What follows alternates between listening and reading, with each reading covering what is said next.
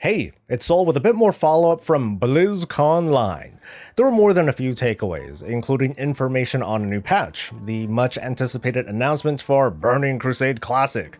One of the more surprising bombs that dropped was the disappointing news that character customization was not going to continue throughout Shadowlands. You can check out my coverage on that in one of the corner links somewhere. I decided that in a separate write-up I would talk about a statement from game director Ian Hazzikostas that could be the beginning of what changes the World of Warcraft as we know it. It's about faction balance and dealing with it, and I'm going to play this whole clip for context. I happen to talk over it, and some of it is nonsense, so please bear with me, but here we go. Do you plan to address the faction imbalance soon? Alliance guilds are really struggling right now and could use some help. Also, what happened to cause this? So this is something we talk about a tremendous amount. We know there's a very real problem, in particular at the high end of the raiding and Mythic Plus scene. This is something that has been a growing issue over the past, really, I would say, 6 to 8 years. I think as to what caused the problem, it was an imbalance in racials between the factions that was allowed to persist for a little bit too long. I think we saw over the years many top Alliance guilds switch to Horde, particularly in the Mists of Pandaria era, a couple more in Warlords, a couple more in Legion, driven by Orc and Troll racials that simmed better, that just yielded higher DPS outputs or had specific advantages on fights. At this point, we don't think the racials are imbalanced. In fact, in Castle Nathria, Alliance, not even arguably, I think, had the all-around racial advantage. But the thing that keeps people on one faction or makes them tempted to move is the social dynamics. It's the feeling that if you're a raider looking to join a top-end guild, there are simply more options. And if your first choice doesn't work out, there's others to explore and fall back on. Or if you're a real gamer, you just play Horde. There are more people so obvious that content there. Slash and that's sarcasm. A challenging problem to solve because really, we can't undo this movement that's happened over time. And it would take something tremendous to make people who had switched from Alliance to Horde want to suddenly switch back. We'd have to massively buff Alliance racials or something to the point where they were so overpowered that it really felt just bad. It just felt like it was game breaking, and we were really telling people that they should play the other faction. You know what we want, We've bro. looked at where we can offer bonuses for the underrepresented faction where possible. Nope. But fundamentally, this is a social issue that's likely to need a social solution. We don't have anything super short term that we can do about this, but it is a top priority for us. Personally, in the past, on stage at BlizzCon, Alliance and Horde those are pillars of the Warcraft franchise. Those are pillars of what makes Warcraft Warcraft. But we can still play together. That's not something that we can just brush away. But we have begun to ask ourselves where the edges of that tension lie. We have something like mercenary mode in Battlegrounds that allow players to effectively, disguise themselves as a member of the opposite faction and play there to solve what were major Battleground queue imbalances back in the day. It's essential to us. So we got a foot in the door. And faction matter in Warcraft, and that years from now, no matter what we do, when we're all together in Anaheim at BlizzCon, and someone, whether it's the successor of Chris Metzen, whether it's John, whoever, is up on stage rallying, where's the Horde at for the Alliance? That there are roars coming from the crowd for each faction. If we lose hold of that, we will have lost hold of something precious. And so that's the thing that we need to preserve at all costs, but not the cost of people's enjoyment and feeling at home and feeling like they can form and maintain friendships and WoW. You're still playing in the wrong region, but so that's what we're trying to navigate. We don't have any specific answer to announce right now, but that's the problem that faces us and how we're thinking about it. So in so few words, there's a chance, there's a possibility that somehow, some way, players, regardless of their choice of faction, will be able to play together at some capacity. I'll try not to repeat too much of what Ian said, but for the most part, he's right. While faction balance is pretty even overall, it's when you look at the individual segments of WoW where you see big disparities in numbers. For many, that's at the higher skill band. It started with these top players wanting to be part of the faction that had the better racial abilities, followed by people who wanted to play alongside top players, and in a way it's been cascading ever since. But if we consider Ian's statement as fact, and there isn't really much choice there, if faction balance is still even, this means that the players at the top are not as influential as we may think.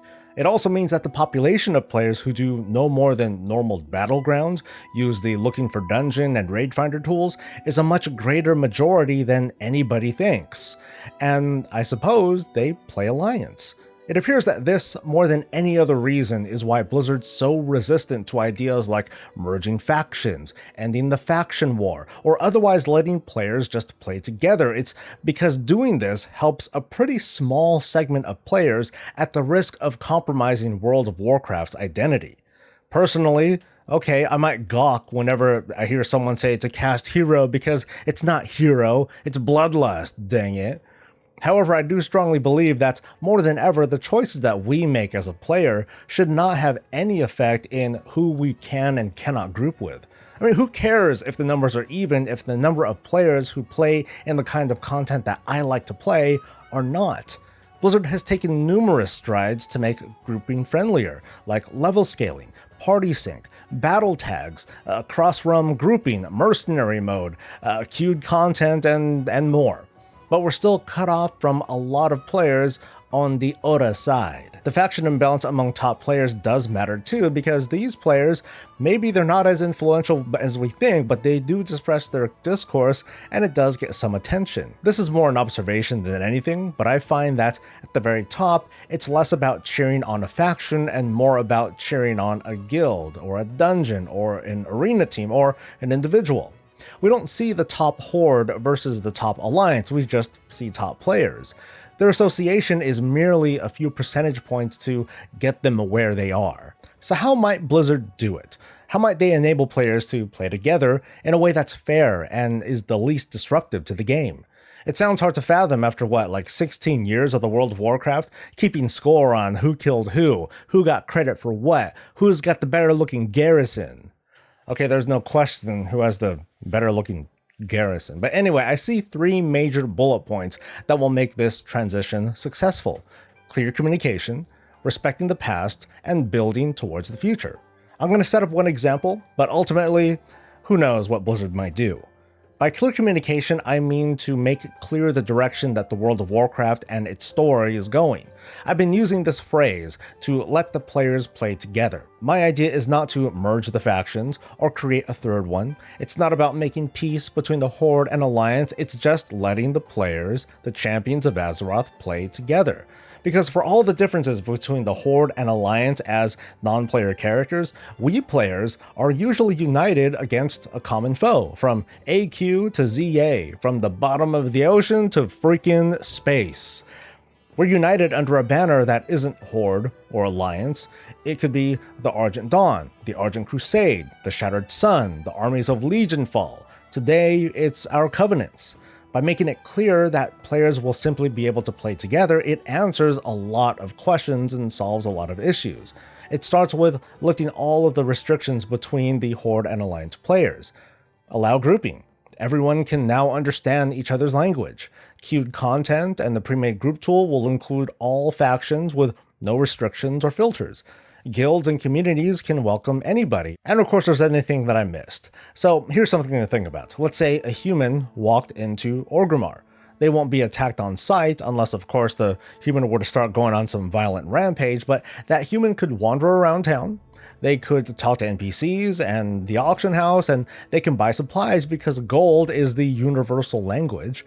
But maybe only the inn that's closest to Orgrimmar's gates will allow that human to set up a Hearthstone, and the other inns are, maybe they're a little bit less receptive to outsiders. Of course, the portal room is free to use because the locals would probably love nothing more than for that human to, be on their way. This resolves almost everything, but there are some very rough edges to consider, which takes us to past content. There's 16 years of previous content in WoW, and a chunk of that is faction-specific, from quests to transmog to mounts to cinematic content, and in the case of the Battle of Dazar lore, the way that a raid is experienced. But this is easier to address than it first seems. Just like how professions, classes, and races have quests that are only specific to them, faction-based quests can be applied in the same way. Now, yes, this will separate players who happen to be grouped together in low-level content, and yes, if two brand new players were to start playing WoW for the very first time, and they happen to choose races from different factions, okay, they won't be leveling together since they're forced into this BFA content. To that, I would suggest to Blizzard that they lift that forced BFA playthrough in favor of allowing new players to simply play together in the expansion of their choosing. And to help keep players up to speed, I think it would be a great idea to invest resources into creating a brief in-game cinematic for each expansion to have some brief exposition beyond the fourth wall. For example, it will go like, Champion, you're about to enter the world of the Burning Crusade. Travel to the broken world of Outland and reunite with heroes thought to be lost, villains long forgotten, and beat back the evil forces of the Burning Legion. It could probably be longer, but you get the idea, right?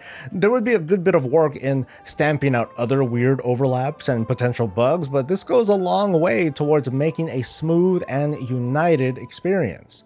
Before getting into future content, Blizzard would first need to somehow address this new era of the World of Warcraft. I always say that when it comes to stuff like this, all it takes is a convincing enough story, and here it is, I'll just make something up. Let's pretend that Shadowlands is over and we get a happy ending, okay? Anduin is saved, albeit he's pretty traumatized. Sylvanas makes her curtain call. Maybe Tyrande is sporting her severed head on a neck chain. Or maybe Sylvanas saved everyone and is sharing drinks with Kerrigan. It really doesn't matter. But depending on your chosen faction, either Anduin or let's say Bane, either one of them will speak to you. It'll go something like, hey, you risked everything for your world, and for all of existence even. You're a hero of Azeroth, and you've walked the maw to save friends and former foes. I'm glad we're finally returning home to Azeroth, but it's not without its problems. I don't know if the Horde or Alliance will ever find true peace, but you've opened my eyes, champion. Those of you who fight not just for your people, but for Azeroth, you will always be welcome in our home. So basically, they're acknowledging that these champions of Azeroth are different. They're not going to be shot on sight, you know what I mean? And that's all it takes. That's really all it takes to set this up. Faction leaders just acknowledge the heroics of all the champions, both high and low level, and you're done. So how will story development be going forward? Frankly, not much needs to change except to not have a BFA level sort of separation between the factions. But there will be some homogenization of quest content. Let's pretend that there's a quest where there's an Alliance and a Horde version, but it's essentially the same quest, with different objectives in the same location, for example. But there ought to also be instances where only the Horde will have a certain quest here, and the Alliance will have a quest there.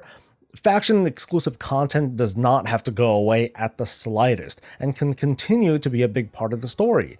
It's just going to stop trying to pretend to be a main part of the story because it's always been about the common foe, the bigger bad, basically how WoW has been. Of course, some of the greatest obstacles to overcome are going to be found in the comments below, as an example. Because one of the drawbacks of creating an MMO that separates players into two factions is that for all that Blizzard stands for, over 16 years they've created a rivalry among die-hard Horde and Alliance fans that borders on outright hatred. It's a unique problem of Blizzard's making.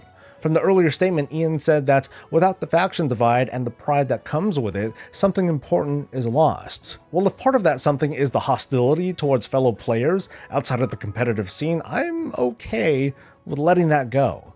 But if you want to keep everything the same, there's always War Mode! But I sense that Ian's statement is the writing on the wall. It's a sign of the beginning of the end of the faction divide. I'd like to think my example is sound because it preserves the Horde and Alliance storyline while allowing players to still play together, without forcing the issue. But I'd like to hear your ideas and your thoughts on what he said. Do you think it's going to happen by the end of Shadowlands? Maybe later? Maybe never? Leave a comment and press that like button to help out the channel. Subscribe for more of this and all things Warcraft, and that's it, I'm out for now. Until next time, stay safe, stay healthy, and stay breezy.